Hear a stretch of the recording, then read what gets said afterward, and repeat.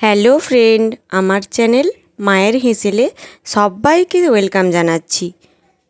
জন্মাষ্টমীর আর মাত্র কয়েকদিন বাকি, তাই তাড়াতাড়ি বানিয়ে ফেলুন তিলের নাড়ু। আমি আজকে তিলের নাড়ু বানাবো। চলুন তিলের নাড়ুর রেসিপি শুরু করা যাক। কিন্তু তার আগে যারা আমার চ্যানেলে নতুন তারা আমার চ্যানেলটি সাবস্ক্রাইব করুন আর পাশে থাকা বেল আইকনটি ক্লিক করুন, যাতে আমার নতুন ভিডিওর আপডেট সবার আগে আপনাদের কাছে পৌঁছে যায়। চলুন দেখে নেওয়া যাক।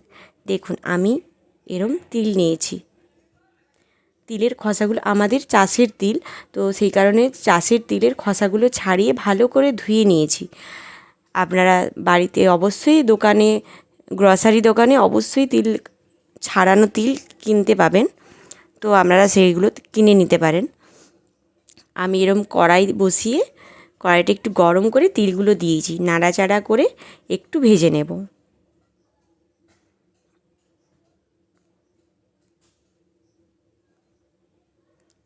নাড়াচাড়া করে তিলগুলো ভেজে নিয়েছি। দেখুন তিলগুলো ভাজলে বুঝতে পারবেন যে একটা খুব সুন্দর স্মেল আসবে, খুব সুন্দর একটা গন্ধ পাবেন তিল ভাজার।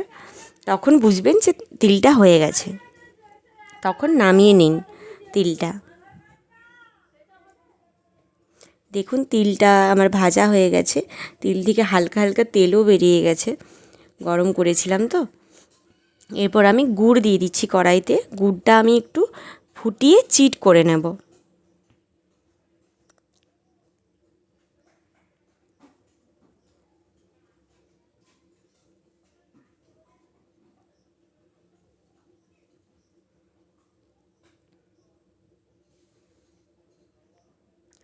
গুড়টা দিয়ে দিলাম।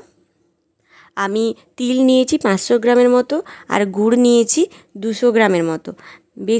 গুড় কিন্তু বেশি হয়ে গেলেও নাড়ুগুলো আপনারা পাকাতে, গোল গোল করে পাকাতে পারবেন না, তাই দেখে শুনেই নেবেন।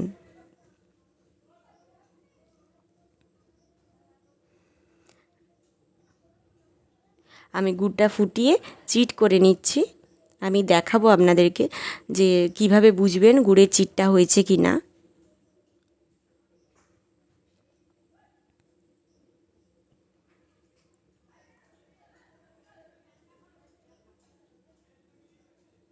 গুড়টা আমার ফুটে উঠেছে।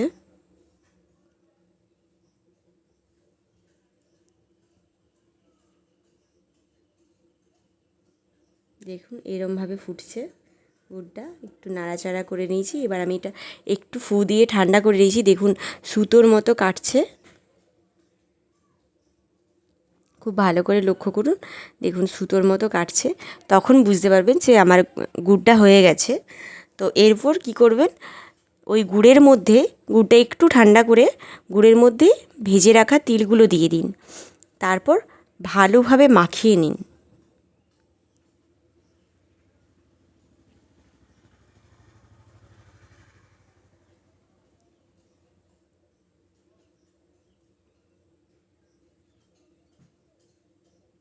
আর গুড়টা সবসময় যেন পায়ার গুড় হয়, একটু লক্ষ্য করে নেবেন। গুড় ভালো না হলে কিন্তু নাড়ুও ভালো হবে না।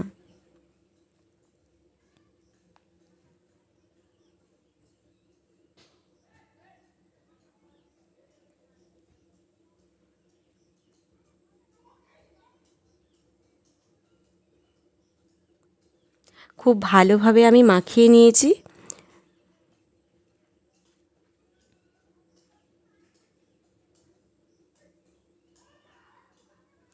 এটা কিন্তু একটু গরম গরম মাখাতে হবে, এই নাড়ুগুলো পাকিয়ে ফেলতে হবে, নইলে আর পাকানো যাবে না, বসে যাবে। তো একটু একটু কড়াইটা যেহেতু গরম আছে, আমি কড়াইয়ের মধ্যেই রেখে দেবো। একটু একটু তুলবো আর একটু করে পাকাবো। অল্প একটু তুলে আমি পাকাতে শুরু করে দিলাম। একটু গরম আছে তো হালকা হাতে আপনি নাড়ুর সাইজ যেরকম করবেন সেই পরিমাণে তিলটা নিয়ে একটু হাত দিয়ে হালকা হাতে, এখন তো গরমের জন্য বেশি চাপ দিতে পারবেন না, হালকা করে চাপ দিয়ে দিতে দিতে একটু ঠান্ডা হয়ে গেলে একটু জোর করে চেপে চেপে নাড়ুটা পাকালেই হয়ে যাবে। দেখুন এখনও কিন্তু গরম আছে বলে আমি চাপ দিতে পারছি না।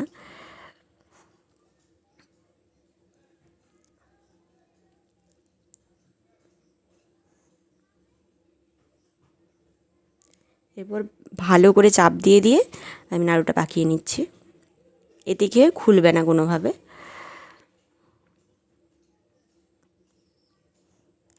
ব্যাস হয়ে গেছে তিলের নাড়ু। এভাবে আমি সবগুলো নাড়ুই পাকিয়ে নিচ্ছি। আমি স্পিড করে দিয়েছি ভিডিওটা দেখার সুবিধার জন্য, অনেকটা টাইম লাগে তো।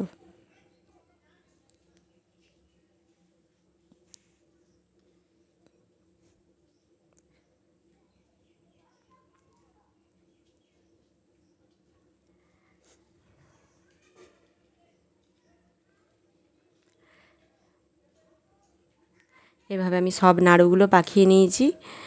আমার ভিডিও যদি আপনাদের ভালো লেগে থাকে তাহলে বন্ধুদের প্রচুর প্রচুর প্রচুর শেয়ার করুন, আর লাইক করুন, কমেন্ট করুন, আর আমার রেসিপি অবশ্যই বাড়িতে ট্রাই করুন।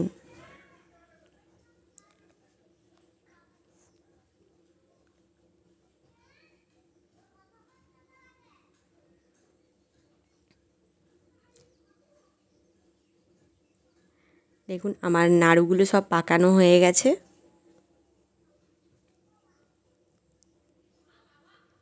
আমি একটু সাজিয়ে নিচ্ছি। আপনারা বাড়িতে অবশ্যই ট্রাই করুন। দেখা হচ্ছে পরের ভিডিওতে। আমার ভিডিও দেখার জন্য আপনাদেরকে অনেক ধন্যবাদ।